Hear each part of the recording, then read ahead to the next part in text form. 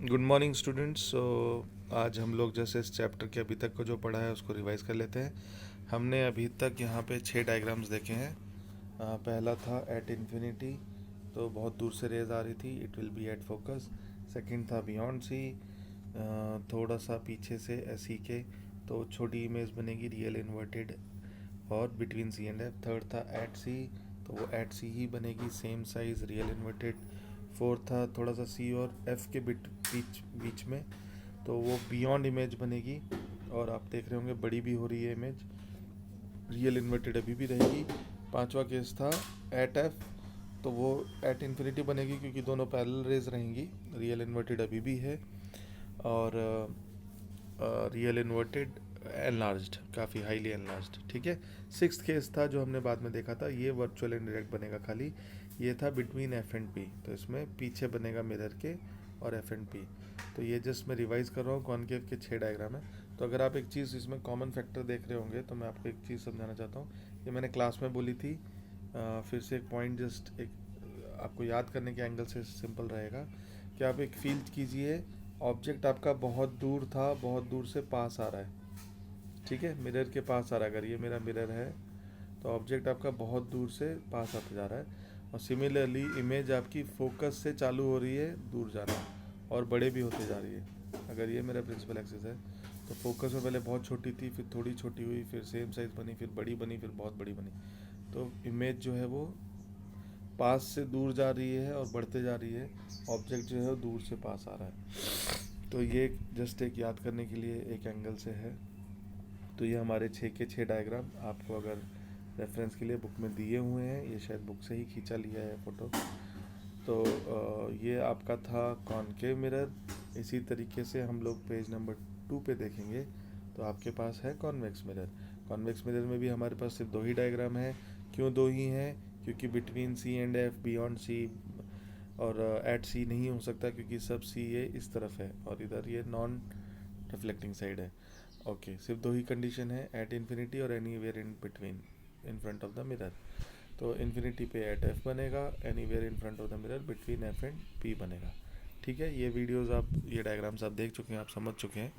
सो आज हम लोग लास्ट जो इस चीज़ को टैबलेट फॉर्म में है, ये भी बुक में दिया हुआ है, इसी को जस्ट एक रिवाइज करके टैबलेट फॉर्म में, ये बहुत इंपॉर्टेंट है, देखिए समझना, क्योंकि अगर आपको ये नहीं आता है तो आप आगे हमेशा अटकते रहेंगे।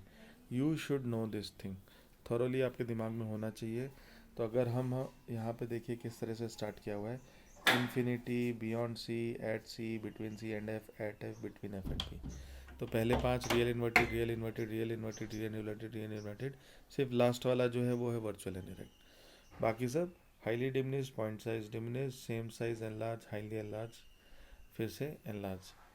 Eight F, between F and C, at C, beyond C, at infinity, behind the mirror.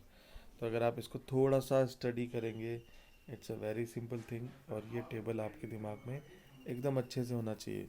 कभी भी कोई क्वेश्चन पूछे, if the object is place between B F and C, तो आपको आंसर आना चाहिए immediately, the image will be behind beyond C, it will be in large, it will be real and inverted.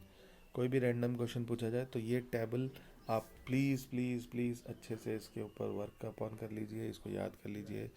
मैं mug up नहीं बोलूँगा, मैं बोलूँगा इसको समझ लीजिए, इस पूरे चीज़ को समझ लीजिए। देखिए दूर से पास आ रहा है, और ये पास से दूर जा रहा है, और ये साइज़ छोटे से बड़ा हो रहा है। तो ये हमारा कॉनकेव के लिए था, वैसे ही कॉन्वेक्स के लिए भी है। पेज नंबर 4 में वैसे ही कॉन्वेक्स के लिए भी है, ये रहा। तो आप इसको भी देख लीजिए, 2 ही है इसमें, दोनों वर्चुअल एंड डायरेक्ट, दोनों डिमिनिश्ड, हाईली डिमिनिश्ड और डिमिनिश्ड। एक फोकस पे, एक एफ एंड पी है, एक इन्फिनिटी है, anywhere in front of the mirror. तो ये सिंपल है। तो आई थिंक ये जस्ट मुझे आपको एक दिखाना था, ये बुक में दिया ही हुआ है, कुछ भी ऐसा नया नहीं है। तो ये टेबुलर फॉर्म को आपको अपने दिमाग में, अपने जहन में रखना है, इसको याद रखना है, ये बहुत इंपॉर्टेंट है। और ये 6 के 6 और ये 2 डायग्राम, ये देखिए पूरे चैप्टर का ये बेसिस है, यही कंटिन्यू होने वाला। इवन आगे लेंसेज में भी सेम डायग्राम्स होंगे, सिर्फ थोड़ा सा एक ट्विस्ट आएगा, दैट्स इट। पर अगर आपको कॉन्सेप्ट याद है तो ये वही सेम चीज़ चलने वाली है, वैसे ही सेम कॉन्सेप्ट चलने वाला है। तो कृपया करके इसको याद रखिए, ये 6 डायग्राम और ये 2 डायग्राम और इनका टेबुलर फॉर्म। तो अभी हम लोग कल से नेक्स्ट वीडियो से हम लोग न्यूमेरिकल स्टार्ट करेंगे। We will be starting with our numericals.